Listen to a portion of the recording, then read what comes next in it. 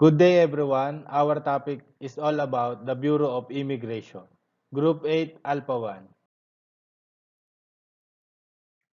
I'm Elwin Alden P. Paala from Alpha-1. Let me discuss to you about the meaning of Bureau of Immigration, mission, vision, policy, general function, and specific function. The Bureau of Immigration, BI, is principally responsible for the administration and enforcement of immigration, citizenship, and alien admission and registration laws in accordance with the provision of the Philippines Immigration Act of 1940. It also plays a role in the enforcement of RA 9208, also known as the Anti-Trafficking in Person Act of 2003. Pangunahing responsible ng Bureau of Immigration, BI, para sa pangangasiwa at pagpapatupad ng mga batas sa immigration, pagkamamayan at pagpasok ng dayuhan at pagpaparehistro alinsunod sa mga provision ng Philippines Immigration Act of 1940. Gumawa rin ito ng papel sa pagpapatupad ng RA 9208, kilala rin bilang Anti-Trafficking in Person Act of 2003. Mission: to control and regulate the movement of persons to, from, and within our country in contributing to national security and development. Ang misyon ng Bureau of Immigration ay upang makontrol ang paggalaw ng mga tao mula sa loob ng ating bansa sa pag-ambag sa mga pambansang seguridad at kaunlaran. Vision: they are committed by 2025 to be regionally and internationally recognized as providing excellent, efficient, effective, and innovative immigration service. Nakatuon ang Bureau of Immigration na makilala sa rehiyon at internasyonal na pagbibigay ng mahusay, mabisa at makabagong serbisyo sa imigrasyon. Policy: the Bureau of Immigration is committed to provide our stakeholders a culture of excellence towards providing internationally recognized immigration services leading to effective, efficient, and innovative border control and management. Ang policy ng Bureau of Immigration ay mabigyan ng maayos na serbisyo at mahusay na pamamahala ang mga stakeholder.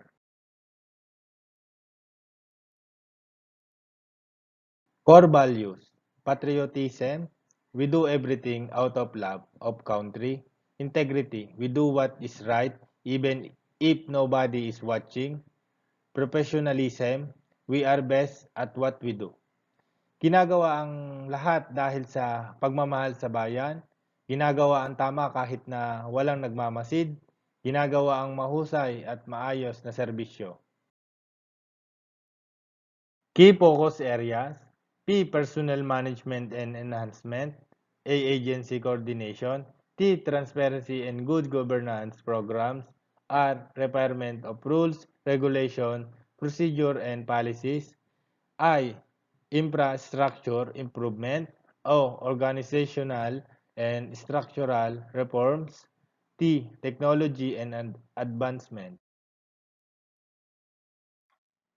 General functions: acts as the primary enforcement arm of the Department of Justice and the President of the Philippines in ensuring that all foreigners within its territorial jurisdiction comply with the existing laws, assist local and international laws enforcement agencies in securing the tranquility of the state against foreigners whose presence or stay may be deemed threats to national security, public safety, public morals, and public health and act as chief repository of all immigration records pertaining to entry, temporary, sojourn, admission, resident, and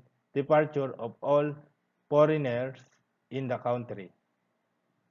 Nagsisilbing pangunahing tagapagpatupad ang Department of Justice at ang punong Pangulo ng Pilipinas sa pagtiyak na ang lahat ng mga dayuhan sa nasasakupang teritoryo nito ay sumusunod sa batas. Tumutulong sa mga lokal at international na ahensya ng pagpapatupad ng batas sa pag-secure ng katahimikan ng Estado laban sa mga dayuhan na ang pagkakaroon o pananatili ay maaaring ituring na banta sa pambansang seguridad, kaligtasan sa publiko, moralidad sa publiko at kalusugan ng publiko.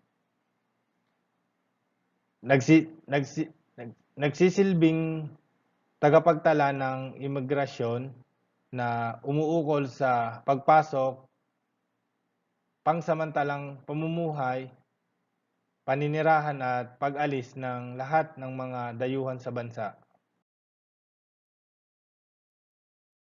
Specific functions in discharge of its broad functions, the Bureau through its boards of commissioners exercises administrative and quasi-judicial powers over the regulation of the entry, arrival, stay, sojourn, and exit departure of foreign nationals in the country, monitoring of the entry and exit of Filipino citizens in compliance with Philippine laws and other legal procedures, issuance of immigration documents and identification certification on non-immigrant, immigrant, and special non-immigrant visa, issuance of special permit in relation to the enforcement of immigration laws, example, special work permit, provisional permit to work, special study permit, re-entry permit, clearance, etc. Sa pagpapatupad ng malawak na tungkulin nito sa pamamagitan ng lupon ng mga komisyoner ay gumagamit ng kapangyarihan pang-administratibo at panghukuman. Regulasyon ng pagpasok at pagdating, pananatili at pag-alis ng mga dayuhan sa bansa, pagsubaybay sa pumapasok at paglabas ng mga mamamayang Pilipino, alinsunod sa mga batas ng Pilipinas at iba pang mga pamamaraang legal. Paglabas ng dokumento ng imigrasyon at mga sertifikasyon sa mga pagkakakilanlan sa mga hindi immigrant at mga espesyal na visa na hindi pa immigrant. Paglabas ng mga espesyal na permit na nauugnay sa pagpapatupad ng mga batas sa imigrasyon. Halimbawa, special work permit, provisional permit to work, special study permit, mga permit sa muling pagpasok, clearance at iba pa. Extension of stay, temporary visitors, and implementation of changes of status as provided by law, administrative determination of citizenship and related status, investigation, hearing, decision, and execution of orders pertaining to exclusion, deportation, and repatriation of foreign nationals, implementation of hold departure orders, blacklist, watchlist, immigration, lookout, bulletin orders, and alert list orders. Cancellation of immigration documents upon violation of immigration laws and procedures, investigation, arrest, and detention of foreigners in violation of immigration regulation and other Philippines law, accreditation of school and learning institution that can officially accept and enroll foreign students, and accreditation of law firm liaison officer, travel agency, and other individual and organization trans- transacting with the Bureau of Immigration. Pagpapalawak ng pananatili ng pangsamantalang mga bisita at pagpapatupad ng pagbabago ng katayuan tulad ng ibinigay ng batas. Pangangasiwa sa pamahalaan ng pagiging isang mamamayan. Pagsisiyasat, pagdinig, pagpapasya at pagpapatupad ng mga ordinansa na nauukol sa pagbubukod, pagpapatapon at pagpapauwi ng mga dayuhan, at pagpapatupad ng hold order, departure, blacklist, watchlist, immigration, lookout, bulletin order, at alert list order. Pagkansela ng mga dokumento ng imigrasyon sa paglabag sa mga batas at pamamaraan sa imigrasyon, pagsisiyasat, pag-aresto at pagpigil sa mga dayuhan na lumalabag sa regulasyon ng imigrasyon at iba pang mga batas ng Pilipinas. Pagkilala ng mga paaralan at mga institusyon ng pag-aaral na maaring opisyal na tanggapin at ipatala ang mga dayuhan na mag-aaral. Pagkilala ng mga law firm, ng mga liaison officer, travel agency at iba pang mga individual at samahan na pakikipag-ugnayan sa Bureau of Immigration. Thank you po. My name is Christian Lloyd Lopez from Alpha-1. This is our topic, Bureau of Immigration History. The Bureau of Immigration Filipino, Kawanan ng Pandarayuhan, also known between 1972 and 1987.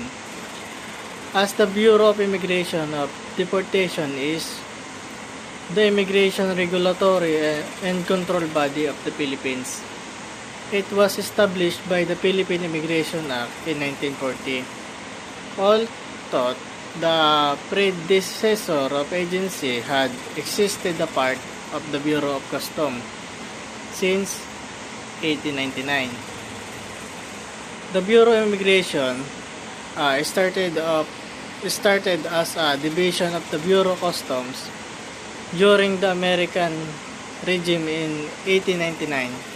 It was appropriate because ship travel and ship cargo were interlinked and hence the office was at Bureau of Customs. It seems that The government then gave more importance on the entry of goods than monitoring of foreign national coming into the country. The government was more interested in generating customs duties from the goods than in the control and regulations of the arrival and stay of the foreigners. The function of immigration remained under the said bureau until 1937 when it was transferred as a division of Bureau of Labor. The functions of immigration were transferred in 1937 as a division under the Bureau of Labor. This was mainly to respond the arrival of Chinese nationals res, uh, who owned appropriate trade house, stores, and restaurants in the country. On January 22, 1940 was Second National Assembly of the Philippine Commonwealth enacted. The Philippine Immigration Act of 1940, Commonwealth Act number 613, it was signed into law by the President of United States of America. On September 3, 1940, creating the Bureau of Immigration under the administration supervision of the Office of the President. A year or so later, it became an attached agency of the Department of Justice. Later, and as administrative control was returned to the Office of the President. When the Pacific War broke out in December 1941, the Bureau then under the Department of Justice moved to the Bilibid prison on Azgaraga Street. Now, Claro M. Recto Avenue. Immediately after the war, the Bureau was transferred near the Gate 1 of the South Harbor in Manila. Then, moved to Building Number 5 at the Custom Bureau of Bureau of Gate 4. In 1945, in line with the reorganization plan of the government of Bureau was put under the supervision and control of the Department of Labor. Then, in 1948, the Bureau was reverted to the jurisdiction of the Department of Justice, where it has remained up to the present time. On September 21, 1972, then President Ferdinand E. Marcos proclaimed martial law, ordered and declared the adaptation and implementation of the integration reorganization plan. Hence, the Commission of Reorganization issue later of implementation number 20, date December 31, 1972,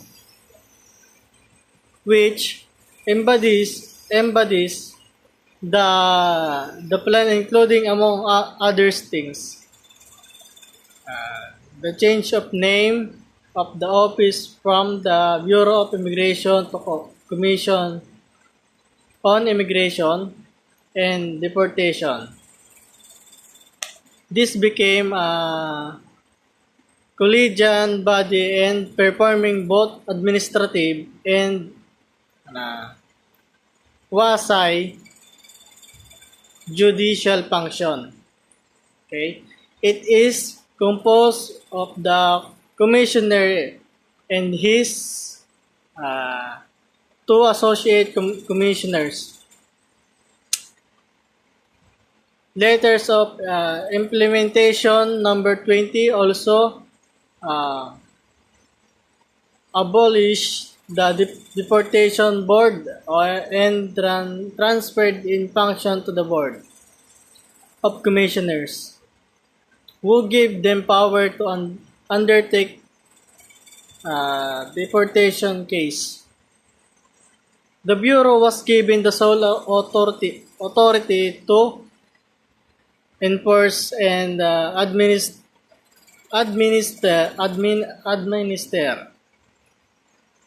immigration and foreign nationals registration law, including the admission, registration, exclusion, and deportation and repatriation of foreign nationals. It also supervised the immigration from the Philippines of foreign national on July 25, 1987. President Corazon C. Aquino signed Executive Order number 292, also known as the Administrative Code of 1987, said, Order renamed the office Bureau of Immigration. It continues, however, to perform all the powers and functions it had will still commission, and its head of office still remains to be called commissioner as provided under DOJ. That's all, and thank you.